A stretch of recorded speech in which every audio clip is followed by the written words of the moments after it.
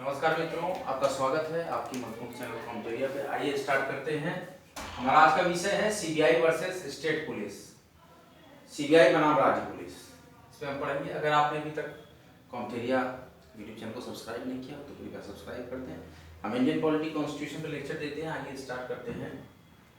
देखिए, special police establishment, क्योंकि CBI की एक शाखा है। स्पेशल पुलिस इस्टेब्लिशमेंट सीबीआई की एक शाखा राज्य पुलिस बलों का पूरक है। राज्य पुलिस बलों का पूरक है। क्या है? स्पेशल पुलिस इस्टेब्लिशमेंट जो है सीबीआई की एक शाखा है, जो कि राज्य पुलिस बलों का पूरक है। राज्य पुलिस बलों के साथ राज्य पुलिस बलों के साथ स्पेशल पुलिस इस्टेब्लिशमेंट इस Delhi police establishment DSP act 1946 के अंतर्गत क्या कहा गया है? जो बताए थे डीएसपी डीबीएस है, दिल्ली पुलिस इस्टेब्लिशमेंट एक्ट 1946। ध्यान दीजिए विद्यार्थियों, स्पेशल पुलिस इस्टेब्लिशमेंट जो है, जो कि सीबीआई की एक शाखा है। ध्यान दिया आपने? स्पेशल पुलिस इस्टेब्लिशमेंट जो कि सीबीआई की एक शाखा है, ये राज्य पुलिस बलों का पूरक है। कौन? सीबीआई। स्पेशल पुलिस इस्टेब्लिशमेंट राज्य बलों का पूरक है। राज्य के जो पुलिस बल है, स्टेट पुलिस फोर्सेस का क्या है? पूरक है, पूरा करता है इसको। और राज्य पुलिस बलों के साथ, मतलब स्टेट आर्मेड पुलिस के साथ स्पेशल पुलिस इस्टेब्लिशमेंट क्या करता है? दिल्ली पुलिस इस्टेब्लिशमेंट एक्ट 1946 के अंतर्गत अनुसंधान और अभियोग, रिसर्च, अनुसंधान और अभियोग। ध्यान दीजिए क्या हुआ? दिल्ली पुलिस इस्टेब्लिशमेंट एक्ट 1946 के अंतर्गत रिसर्च और इसमें अभियोग दायर करने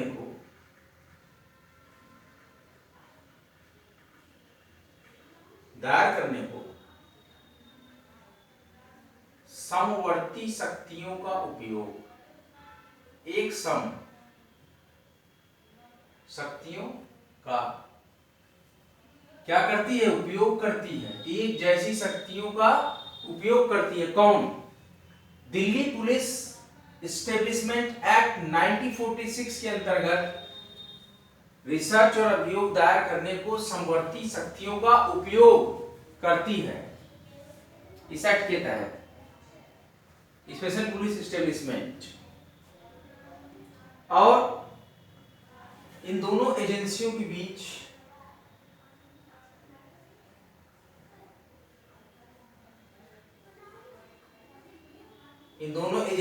बीच सीबीआई एक तरह की एजेंसी है।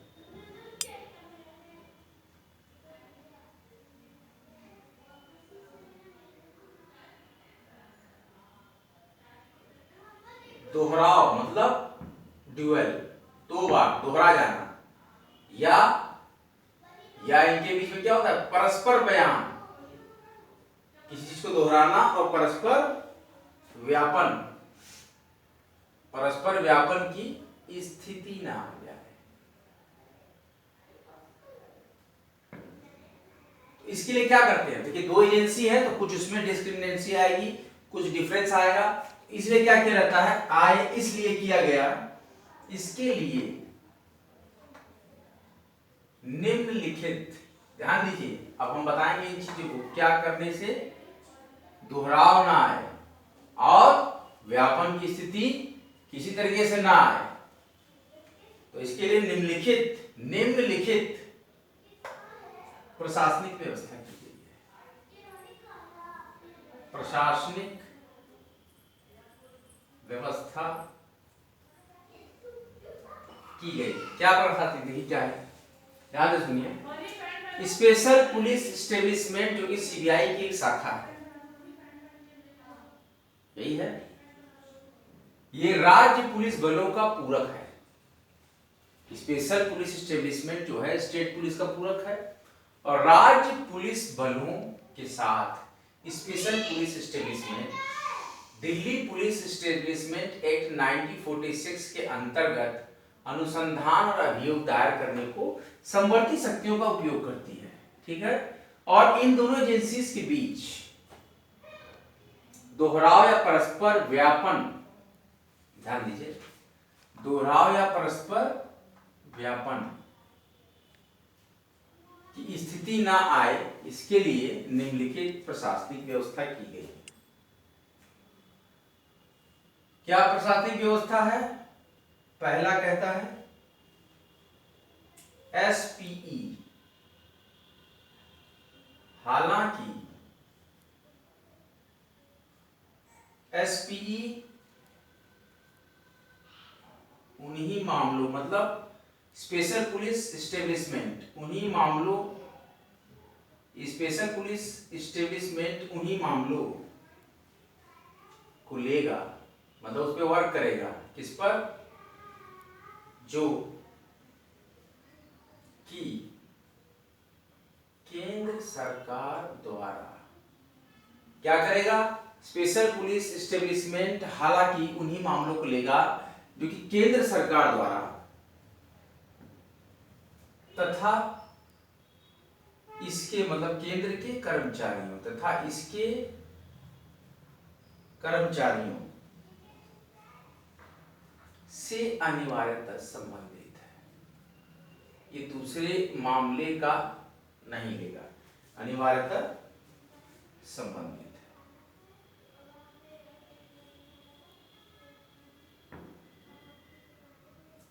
क्यों? क्योंकि भले ही उनमें राज्य सरकार, भले ही उनमें राज्य सरकार के कुछ कर्मचारी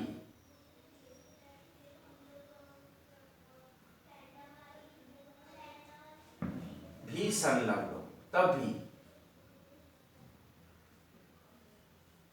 क्या करेगा? स्पेशल पुलिस एस्टेब्लिशमेंट उन्हीं मामलों को लेगा,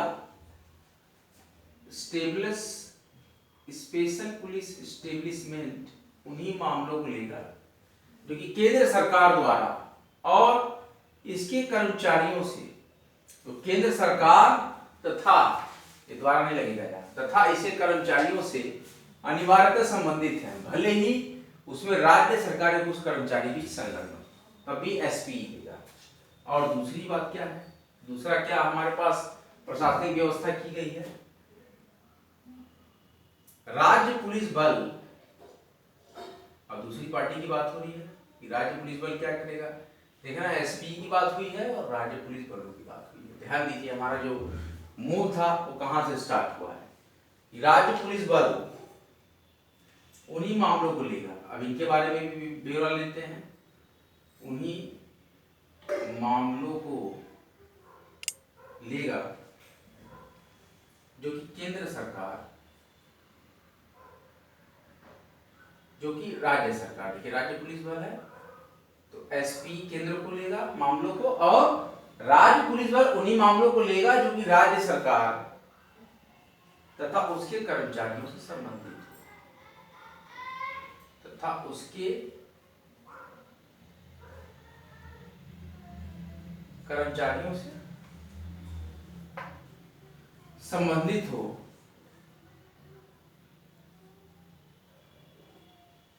भले ही उनमें केंद्र सरकार, जैसे राज्य के एसपी के साथ था राज्य सरकार के लिए, उसी तरह भले उसमें केंद्र सरकार के सेम पैटर्न कुछ कर्मचारी,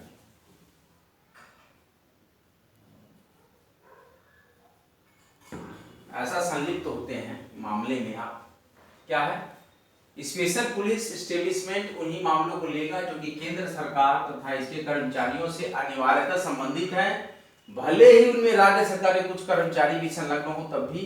और राज्य पुलिस बल उन्हीं मामलों को लेगा जो कि राज्य सरकार तथा उसके कर्मचारियों से संबंधित हों, भले उनमें केंद्र सरकार के कुछ कर्मचारी भी हों तब भी। और स्पेशल पुलिस एस्टेब्लिशमेंट लोक उद्यम समझते हैं ना, कल कारखाने लोगों द्वारा लगाए गए कार्य अथवा वैधानिक निकायों, जितने भी निकाय हैं आपके सेंट्रल गवर्नमेंट के वैधानिक, वो के कर्मचारियों,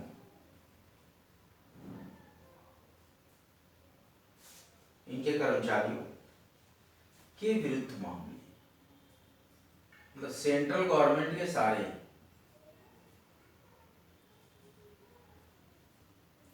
भ्रष्टाचार के उन सबको भी हाथ में लेगा, लेकिन किसके, जो कि केंद्र सरकार, जो कि केंद्र सरकार द्वारा, मतलब स्टेट का नहीं लेगा, स्टेट का स्टेट पुलिस बल लेगा, केंद्र सरकार द्वारा, जो कि केंद्र सरकार द्वारा संस्थापित एवं वित्त पोषित है। एवं मतलब और होता है, अवित्त पोषित का मतलब वित्त की व्यवस्था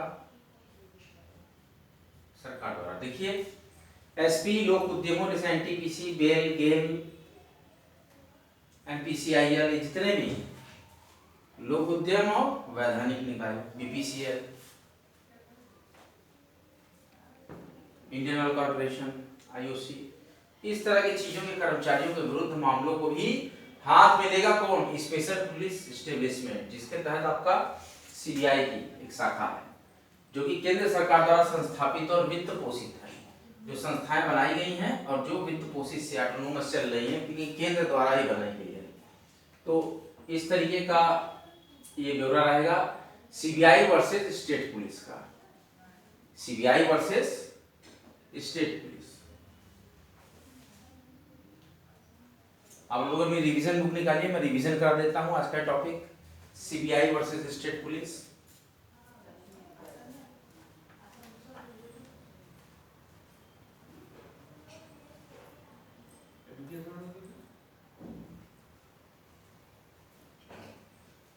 आज का हमारा महत्वपूर्ण टॉपिक है CBI versus state police.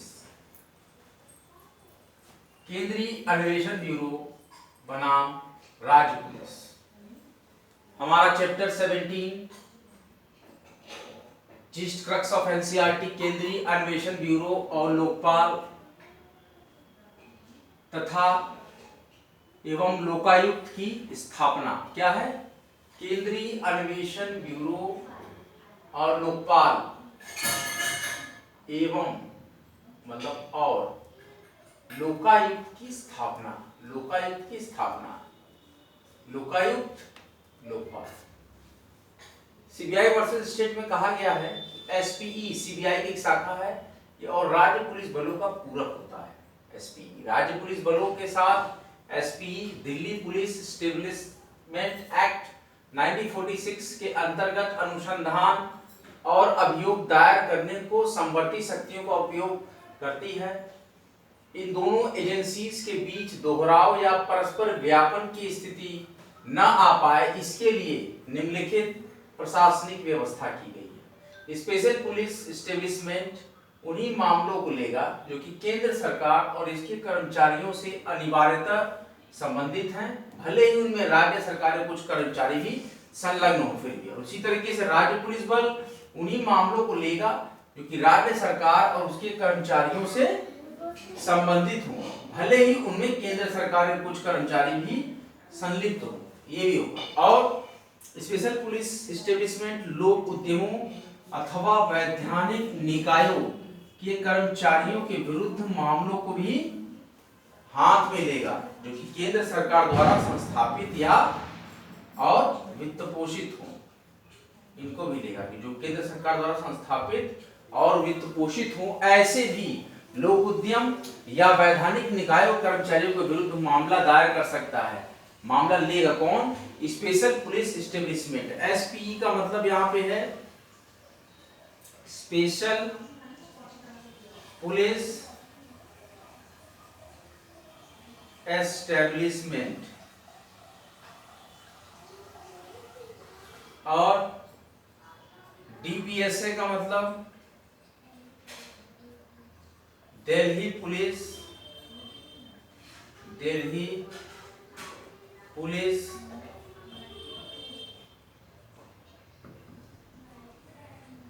Special act, Delhi police विशेष अधिनियम।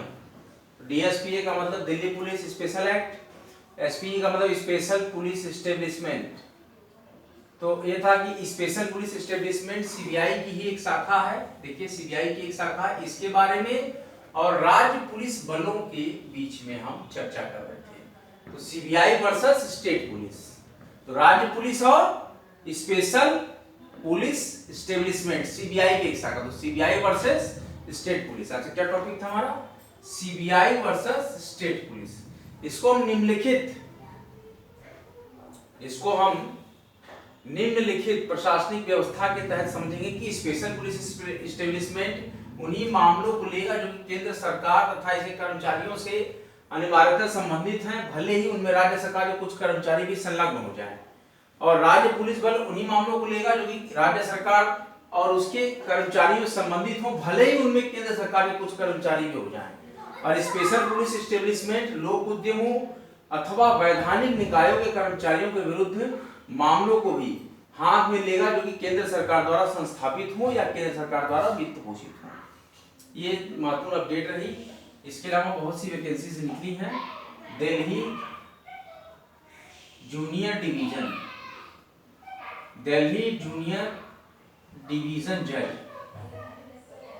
की वैकेंसी आई है, वैकेंसीज। और इसके साथ ही साथ कुछ इंपॉर्टेंट वैकेंसीज भी आई है, उसको भी आप देखिएगा गूगल न्यूज़ में। तो इस तरीके से आपको देखने को मिलेगा कि बहुत सी वैकेंसी यहाँ पर आई हुई है। आप एक ये न्यूज़पेपर आता है अमर उजाला का, वैकेंसी पेज आता है, उसको देखा करिए, वहाँ भी वैकेंसीज अपडेट आती है, उसको मैं रोज देखता हूँ। वहाँ से मैं आपको बता रहा हूँ अभी कौन कौन सी वैकेंसीज हैं।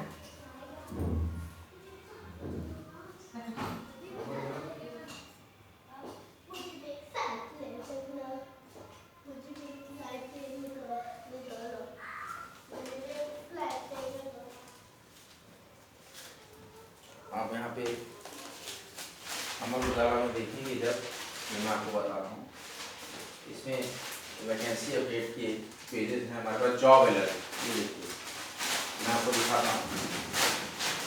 मैं किसी पेपर का प्रचार नहीं कर रहा हूँ, मैं जो पेपर पढ़ता हूँ उसमें से आपको मैं जॉब अलर्ट दिखा रहा हूँ। देखिए कौन कौन सी जॉब है। एजुकेशन कैरियर पेज पे जॉब अलर्ट, ये देखिए आपको जॉब मैं बता रहा हूँ।